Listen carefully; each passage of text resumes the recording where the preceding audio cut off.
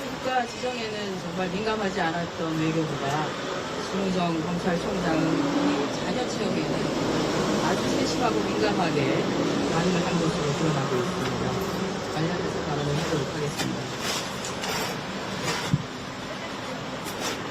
저는 지난 24일 국회 외통위 전체 회의에서 심우정 검찰총장 자녀의 외교부 채용 특혜 의혹을 제기했습니다. 하루 뒤인 지난 25일 심우정 검찰총장은 대검을 통해서 입장을 밝히면서 자신의 장녀는 대한민국의 모든 청년들과 같이 본인의 노력으로 채용 절차에 임했고 경력 요건 등 모든 자격 요건을 충족했다면서 강한 유감을 표명했습니다. 심우정 검찰총장의 해명은 특혜 채용 의혹을 해소하기는커녕 의혹을 확신으로 만들어 주었습니다. 지금부터 심 총장의 거짓 주장과 해명을 크게 세 가지 쟁점으로 나누어서 국민 여러분께 특혜 채용 의혹을 소상히 설명드리도록 하겠습니다. 첫째는 검찰총장의 장녀가 국립외교원 연구원 채용 과정에서 자격 요건을 충족했다는 것은 명백한 거짓입니다. 국립외교원 연구원 채용 당시에 지원 자격 요건은 해당 분야의 석사학위 소지자 또는 학사학위 소지 후 2년 이상 관련 분야 근무자였습니다. 심 총장은 자신의 딸이 당시 석사학위 취득 예정자로서 석사학위 수여 예정 증명서를 제출했고 근무 개시일 이전에 학위를 취득하여 자격 요건을 충족했다고 주장합니다. 묻고 싶습니다. 석사학위 취득 예정자와 석사학위 소지자가 같습니까? 이는 엄연히 다른 의미입니다. 특히 채용시장에서는 완벽하게 다르게 받아들여집니다.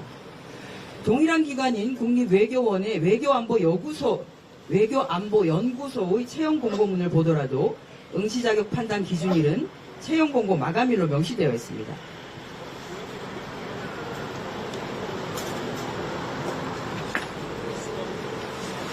이 기준에 따르면 심 총장 딸은 채용 공고 마감일인 2024년 2월 5일까지도 석사학위 소지자가 아닙니다.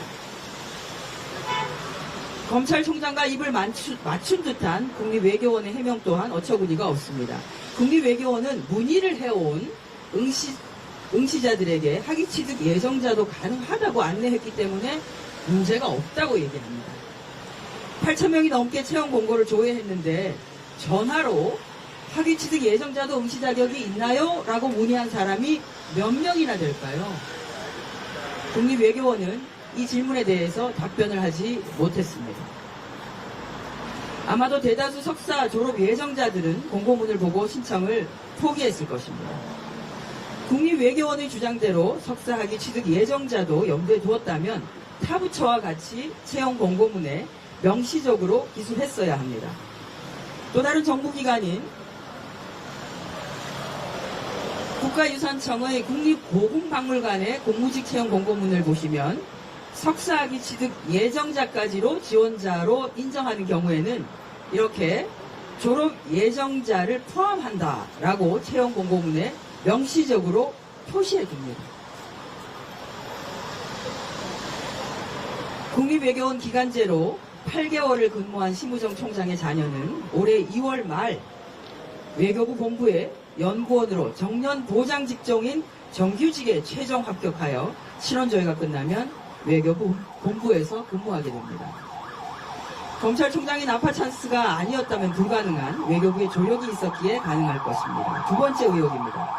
외교부는 올해 1월 3일 경제 분야 석사학위 소지자를 대상으로 공무직 연구원 채용 공고를 내 최종 면접까지 진행했지만 석연치 않은 이유로 응시자를 불합격 처리했습니다. 이후 2월에는 심 총장의 자녀가 전공한 국제정치 석사 소지자로 해당 전공을 바꾸는 등 심 총장 자녀 맞춤형 채용 공고를 냈습니다.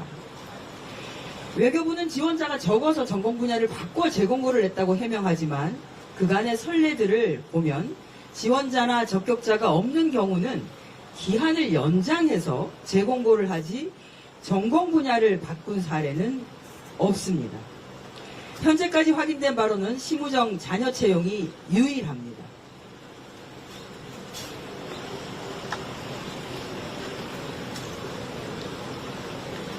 이번에도 심 총장 자녀에게는 하늘이 도우시는 이례적인 기회가 주어진 것입니다. 우연히 반복되면 우연이 아닙니다. 마지막으로 검찰총장은 자신의 자녀가 외교부 채용 공고상 필요한 2년 이상의 경력을 충족했다고 하지만 이는 경력 워싱에 불과합니다. 심 총장의 자녀는 국립외교원 연구원 8개월 경력, 서울대학교 국제대학원 연구보조원 1년 10개월 3일, 유엔 산하기구 인턴십 6개월, 도합 35개월의 경력을 갖추어서 국제정치 분야 석사학위 소지자로서 해당 분야 실무 경력 2년 이상인 자인 응시자격 요건을 충족했다고 주장합니다. 이 중에 서울대학교 국제대학원 연구보조원과 유엔 산하기구 인턴십 경력은 외교부 자체도 실무 경력으로 인정하지 않고 있습니다. 이러한 이유로 응시 원서에는 경험형과 경력형으로 경력을 구분하는 경우가 대다수입니다.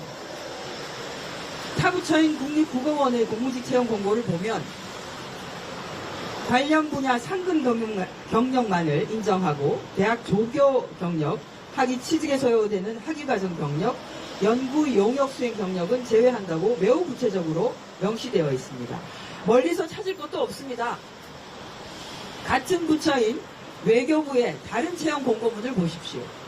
인턴, 조교, 객원 연구원 경력은 실무 경력으로 인정하고 있지 않습니다. 왜? 심우정 총장의 자녀만 그게 인정이 되는 겁니다.